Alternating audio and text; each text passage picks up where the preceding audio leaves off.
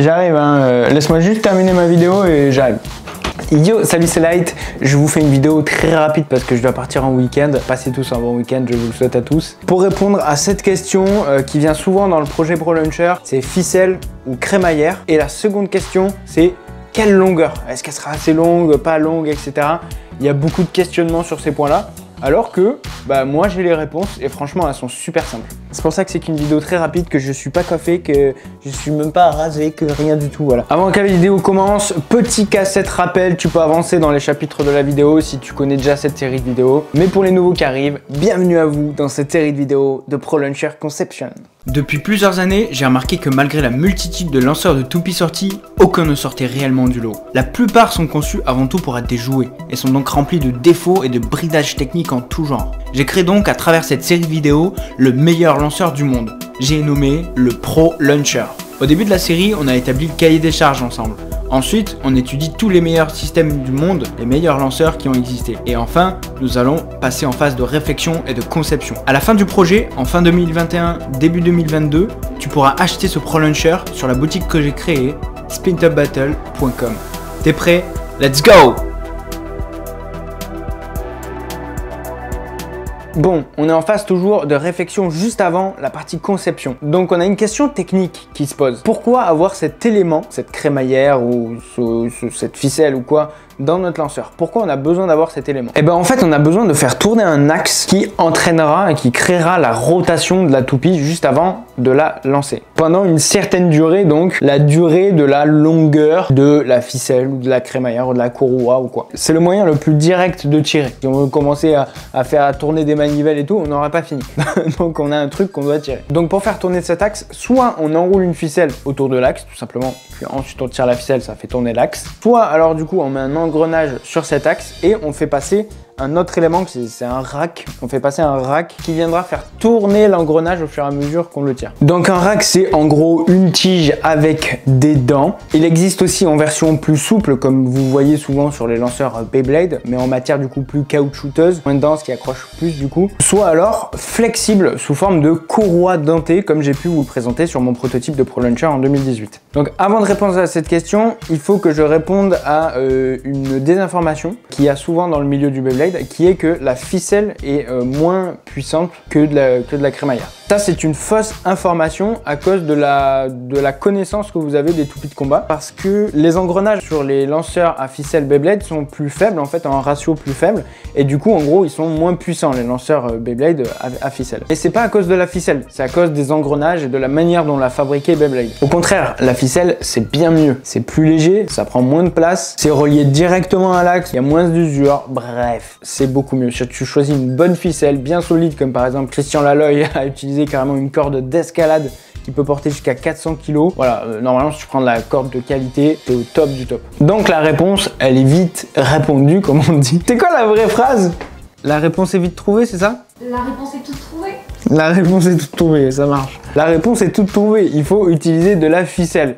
Après, la ficelle, c'est pas parfait. Il y a un défaut à la ficelle, un seul. La ficelle ne peut pas passer par un axe intermédiaire. Elle doit être forcément sur cet axe. Et du coup, malheureusement, elle crée une épaisseur sur cet axe. Et du coup, en fonction du nombre de tours de ficelle qu'il y a, ça crée de l'épaisseur.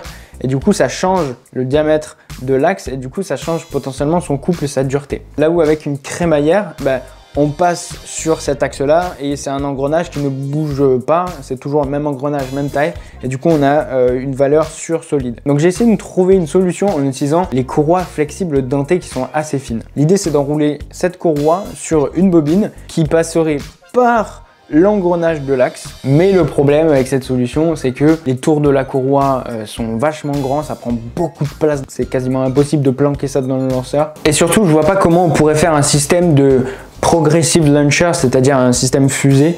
C'est une assistance au lancer, ce qui est quand même assez important mine de rien pour notre projet parce qu'on fait un multiplicateur de vitesse par 5. Et comme on a vu sur le prototype de ProLauncher, c'est pas possible d'enrouler directement la crémaillère sur l'axe, ça donne pas un bon truc, enfin bref. Donc la ficelle reste le mieux, c'est le moins coûteux, c'est le plus simple, c'est le plus léger. La ficelle, franchement, c'est mieux. Je réfléchis quand même à la crémaillère flexible, ça peut être une bonne alternative. Mais comment le mettre en place? Ça, j'ai pas trouvé la solution malheureusement. J'ai beau me tourner les méninges pendant des mois et des mois, la ficelle reste pour l'instant la meilleure option.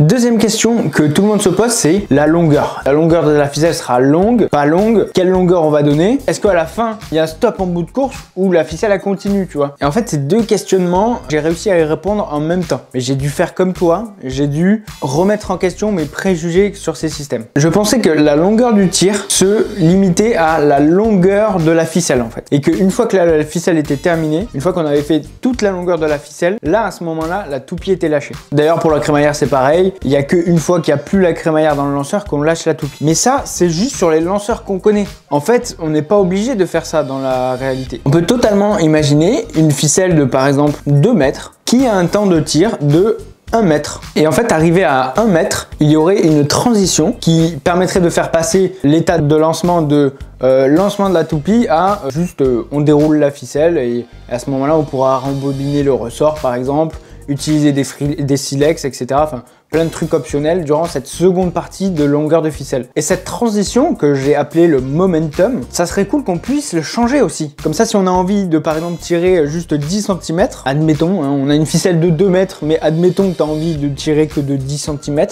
Et le problème, c'est que ça paraît compliqué. Comment dire au lanceur, oui, alors à telle longueur de ficelle, je veux que tu lâches la toupie?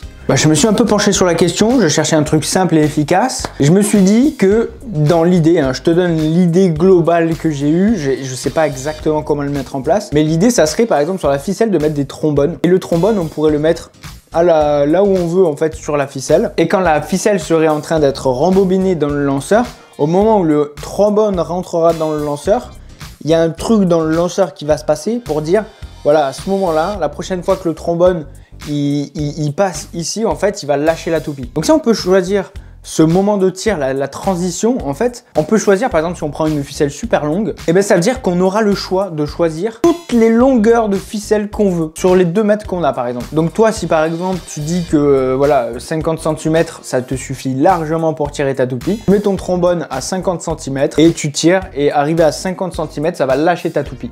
Mais ça veut pas dire que l'axe va s'arrêter. Tu vas pouvoir continuer de tirer, c'est juste que tu tireras plus pour lancer la toupie. Et ça nous arrange grave d'avoir ce second temps parce que ça serait bien qu'on ait un système de rembobinage de crémaillère. Ça serait bien qu'on puisse mettre des étincelles, ça serait bien machin, voilà. Sauf que tout ça c'est gadget, ça fait perdre de l'énergie et on peut pas le mettre pendant qu'on est en train de tirer la toupie, parce que si on le met pendant qu'on est en train de tirer la toupie, ça fait comme le Sparking Launcher de Beyblade. Voilà, je l'ai là. Bah, ça fait qu'on va avoir une résistance au tir. Là, il n'y a aucune toupie sur le lanceur et je dois utiliser de la force quoi pour le tirer l'axe. Et ça, c'est à cause du ressort et du système à silex. Donc, c'est des pertes d'énergie inutiles qu'on pourrait mettre en second temps, juste après qu'on ait tiré la toupie. Donc pendant qu'on tire la toupie, il n'y a aucune perte d'énergie. Et au moment où on arrive au momentum, ça lâche la toupie. Momentum, donc la transition qu'on aura choisie, à la longueur qu'on aura choisie. Et la longueur de ficelle qui reste, par exemple, si on a une ficelle de 2 mètres et qu'on a mis le momentum à 50 cm, il nous restera 1,50 m de ficelle qu'on pourra tirer comme ça dans le vide, qui serviront à pas grand chose à part recharger le ressort et faire des étincelles, mais du coup qui va nous empêcher d'avoir un frein en bout de course. Donc on va pouvoir continuer de tirer la ficelle après le momentum, là où avant on était bloqué à soit la ficelle elle sort du lanceur, soit la ficelle elle reste accrochée au lanceur mais il y a un blocage en fin de course. Là avec un système comme ça, il n'y a aucun compromis. Donc quelle est la longueur de la ficelle pour notre Pro Launcher ? Eh bien, on pourra la choisir. Donc ça m'a mis des mois à trouver cette idée. Je sais pas encore comment on va le faire, je t'avoue, il y a des petits détails, je sais pas encore, mais on va y arriver. Si on arrive à faire ça, ça serait absolument incroyable et simple d'utilisation comme jamais ça n'avait été créé auparavant. Tu te rends compte quand même, on pourrait changer les engrenages, donc avoir la vitesse qu'on veut, avec la longueur de tir qu'on veut. Est-ce que tu te rends compte de ce que ça veut dire? Ça voudrait dire que tous ces lanceurs-là, on pourrait tous les répliquer. On pourrait répliquer leur performance. Exactement les mêmes. Vu que notre lanceur il serait super cheaté en termes de puissance, longueur de tir, etc. Il pourrait rabaisser son niveau jusqu'à arriver à répliquer des performances de lanceurs qui sont inférieures à lui. Sauf qu'en plus on aura une meilleure prise en main, le lanceur il craquera pas, etc. etc. Donc ficelle ou crémaillère, première solution la ficelle, on verra sur les tests ce que ça donne. Sinon crémaillère flexible, et pour la longueur de la ficelle, eh ben on pourra choisir la longueur de la ficelle. Voilà, tout simplement. Système de rembobinage automatique ou pas, a priori, ça semble possible avec ce système de momentum qu'on peut choisir. En bref, du lourd. Je vous retrouve la semaine prochaine pour la suite où on va parler du système de propulsion et on va commencer à dessiner et modéliser dans l'épisode de juste après. Donc on va passer à du concret. Dans 2 semaines, c'est bon, on commence à avoir des petits prototypes. Dans 1 mois et demi, c'est bon, on risque d'avoir le lanceur, les plans de conception, on est bon. Merci de faire partie de cette aventure avec moi, c'était Dracolite, à la semaine prochaine, il me tarde. Yo! La puissance du rouge! La puissance du rouge! La puissance du rouge! La puissance du rouge! La puissance du rouge! La puissance du rouge! La puissance du rouge!